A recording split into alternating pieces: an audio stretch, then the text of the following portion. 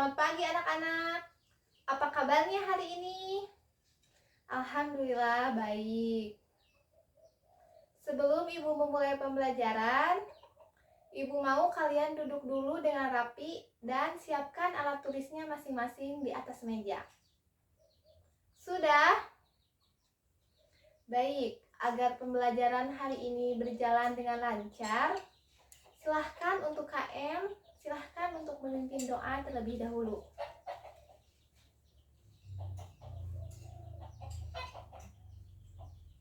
Baik, sebelum memulai pembelajaran, Ibu tanya dulu siapa yang hari ini tidak hadir? Hadir semua? Alhamdulillah. Baik. Jadi Ibu mau tanya dulu, pada pertemuan minggu yang lalu kalian telah belajar tentang materi apa? Ada yang masih ingat? Ya, silakan Syifa. Benar, minggu kemarin kita telah belajar tentang teks deskripsi. Lalu, ada yang masih ingat pengertian teks deskripsi itu seperti apa? Ya, silahkan Rodia. Ya, betul. Nah, pada pertemuan kali ini, kalian akan menerima materi baru, yaitu tentang teks prosedur. Baik, sebelum Ibu memulai pembelajaran hari ini, Ibu akan menyampaikan terlebih dahulu tujuan pembelajaran hari ini. Adapun tujuan pembelajaran hari ini yaitu yang pertama, setelah siswa selesai menyimak penjelasan dari guru, siswa dapat membuat teks prosedur dengan benar dan memiliki sikap kritis. Yang kedua, setelah siswa selesai menyimak penjelasan dari guru, siswa dapat mempraktikkan membuat video teks prosedur dengan benar dan memiliki sikap kreatif. Sudah jelas ya tujuan pembelajarannya? Kalau begitu kita lanjut saja ke materi pembelajarannya. Oke. Jadi kalian pernah dengar tidak apa itu teks prosedur? Atau gini dulu, contohnya dalam kehidupan sehari-hari kalian tahu tidak? Oke, silahkan Fahmi. Oh ya, betul, cara membuat mie goreng. Ya, ada lagi yang tahu? Sinta? Oh betul, cara membuat mie goreng, nasi goreng, semuanya tidak luput menggunakan teks prosedur. Lalu apa itu teks prosedur? Jadi, teks prosedur itu adalah teks yang berisi langkah-langkah untuk melakukan sesuatu. Silahkan diulangi, KM, apa itu teks prosedur? Ya, betul. Jadi, setiap manusia pasti akan selalu berhubungan dengan teks prosedur. Sekarang untuk ciri-ciri teks prosedur. Teks prosedur itu kan berisi langkah-langkah, yang pasti ciri-cirinya juga berisi langkah-langkah untuk melakukan kegiatan atau untuk melakukan sesuatu. Lalu ciri yang kedua, kebanyakan dituangkan dalam bentuk poin-poin. Yang ketiga, memakai kalimat saran dan juga larangan. Ada yang bisa memberi contoh kalimat saran dan larangan dalam teks prosedur? Ya, silahkan Rodia. Tuh. Lalu untuk kalimat larangannya ada yang mau memberi contoh? Fahmi, silahkan. Ya, betul. Lalu ciri yang keempat, disusun secara sistematis namun detail. Jadi dalam teks prosedur itu langkah-langkahnya disusun secara berurutan. Langkah 1, langkah 2, 3, dan seterusnya. Tidak boleh acak-acakan. Karena apa? Karena kalau misalkan kita menyusun langkah acak-acakan, maka hasilnya tidak akan sesuai. Benar. Lalu yang kelima, berisi bilangan urutan atau angka. Contohnya seperti apa? Sinta, silahkan. Ya betul, jadi misalkan yang pertama nyalakan kompor, itu kan termasuk angka ya.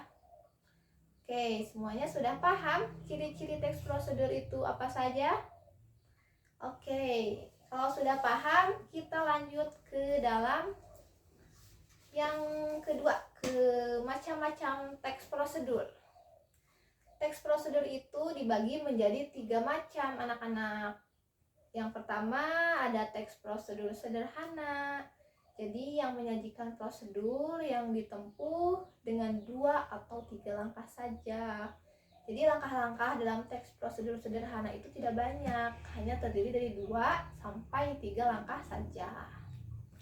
Lalu yang kedua ada teks prosedur protokol. Kalau teks prosedur protokol ini jenis teks prosedur yang berisi yang langkah kerjanya tidak terlalu ketat, atau dengan kata lain langkah kerja pada teks protokol ini dapat diubah. Lalu yang ketiga ada teks prosedur kompleks. Disebut kompleks karena terdiri dari langkah-langkah yang banyak, dan setiap langkah tersebut terdiri lagi dari sub-sub langkah. Oke, semuanya, sebelum Ibu lanjut, ada yang mau ditanyakan terlebih dahulu? Tidak ada, semuanya sudah paham? Alhamdulillah. Ya udah, kita lanjut ke materi yang keempat. Materi yang keempat yaitu struktur teks prosedur. Struktur teks prosedur itu dibagi menjadi 3 anak-anak. Yang pertama tujuan. Di dalam tujuan pasti memuat tujuan kita mau membuat apa. Kalau misalkan cara membuat nasi goreng, berarti tujuannya membuat nasi goreng. Lalu yang kedua ada material. Material itu alat atau bahan. Jadi alat atau bahan yang diperlukan dalam membuat nasi goreng itu apa saja? Sok, silahkan kalian. Ada yang tahu alat atau bahan yang digunakan dalam membuat nasi goreng? Fahmi? Oh iya betul, pastinya ada nasi. Lalu bawang merah, bawang putih, cabai, minyak goreng, penyedap rasa, telur. Alatnya kuali dan piring ya, sama penggorengannya juga. Iya betul. Langkah-langkahnya silahkan deskripsikan, Anita. Oke, langkah yang pertama iris-iris bawang merah, bawang putih, dan cabai. Lalu langkah yang kedua, Fahmi, nyalakan kompor. Lalu masukkan minyak goreng ke dalam kuali. Lalu apa lagi? Silahkan, Rahayu. Masukkan irisan bawang merah, bawang putih, dan cabai ke dalam kuali. Ditumis. Iya, betul. Lalu masukkan telur, orak-arik sampai matang. Lalu apa lagi? Silahkan, Ira. Masukkan nasi ke dalam kuali.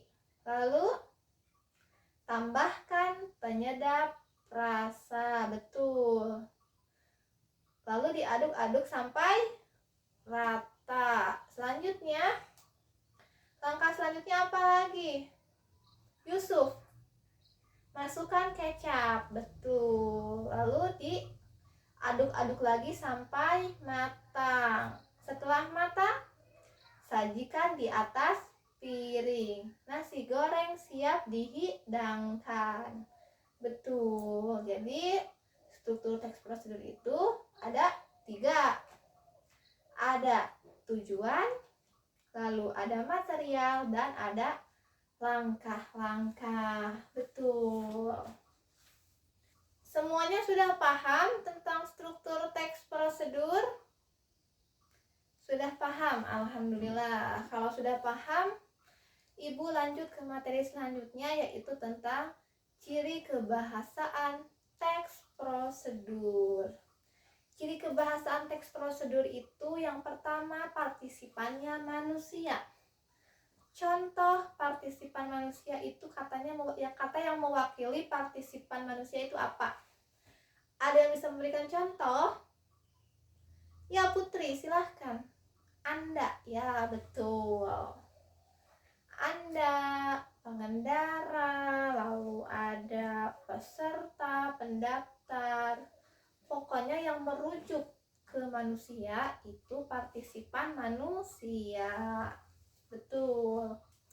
Lalu yang kedua menggunakan kata kerja. Contoh kata kerja, alif. Masukkan, ya betul. Apalagi? Jiko. Ya betul. Kalian sudah paham apa itu kata kerja? Alhamdulillah kalau paham. Lalu lanjut ciri kebahasaan yang ketiga, yaitu menggunakan konjungsi. Apa itu konjungsi? Ya silahkan, Rani. Kata hubung. Ada yang bisa memberikan contoh kata hubung dalam teks prosedur itu seperti apa? Ihsan? Betul. Jadi kata hubung dalam teks prosedur itu contohnya dan, jika, apabila. Betul Putri, betul. Lalu yang selanjutnya menggunakan kata keterangan. Misalkan secara, menggunakan, agar, supaya, dan lain-lain. Ada yang bisa menambahkan contoh kata keterangan lagi? Silahkan, Salsa.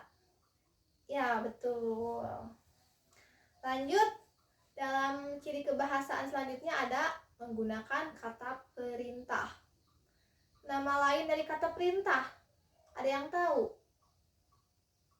Aisyah, dari tadi kamu diam saja. Apa kata nama lain dari kata perintah?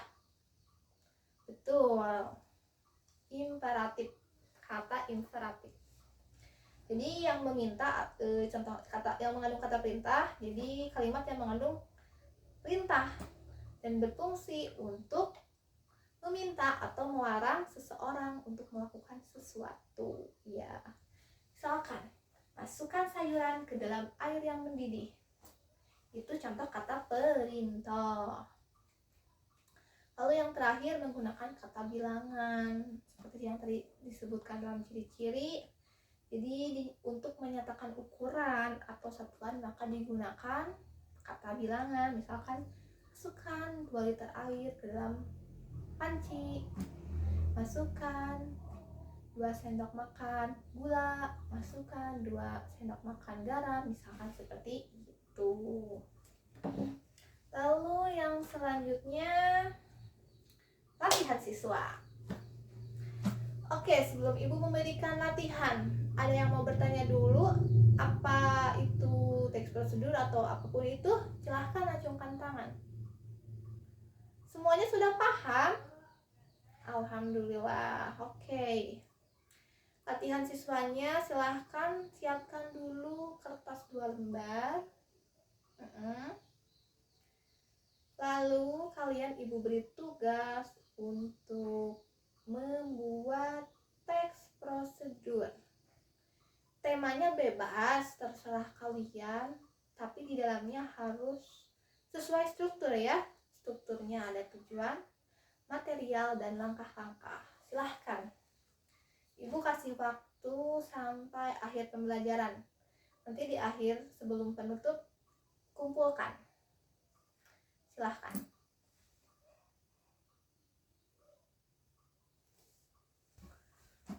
Waktunya sudah habis, silahkan untuk KM mengkoordinir untuk dikumpulkan ke Ibu.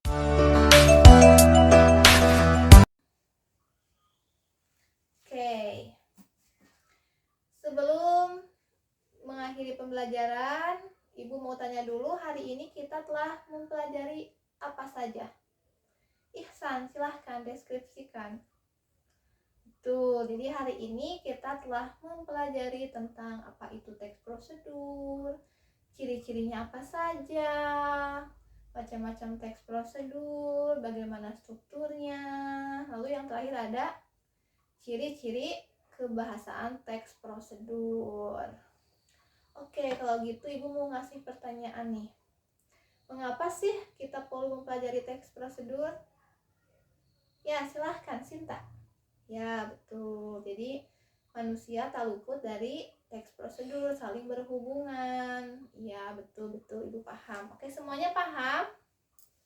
Paham, alhamdulillah. Sebelum mengakhiri pembelajaran, Ibu akan memberi dulu tugas. Tugasnya yaitu silahkan secara individu kalian membuat video cara membuat sesuatu atau cara melakukan sesuatu. Temanya bebas, kalian video, lalu kalian edit sekreatif mungkin. Lalu sesudah diedit, hasilnya kemanain Bu? Hasilnya diunggah ke akun YouTube masing-masing. Nanti pada pertemuan minggu depan, link YouTube-nya serahkan ke Ibu. Pokoknya videonya temanya bebas, mau tentang apa saja, yang penting kalian buatnya harus sekreatif mungkin. Sok silahkan. Yang pandai edit mengedit silahkan. Sok buat sekreatif mungkin, sebagus mungkin. Oke, baik. Alhamdulillahirabbil alamin. Terima kasih atas partisipasinya kalian. Alhamdulillah kelas ini belajarnya aktif ya. Barusan tanya jawab dengan Ibu, alhamdulillah semuanya berkontribusi. Terima kasih atas perhatian semuanya. Ibu pamit undur diri. Wassalamualaikum warahmatullahi wabarakatuh.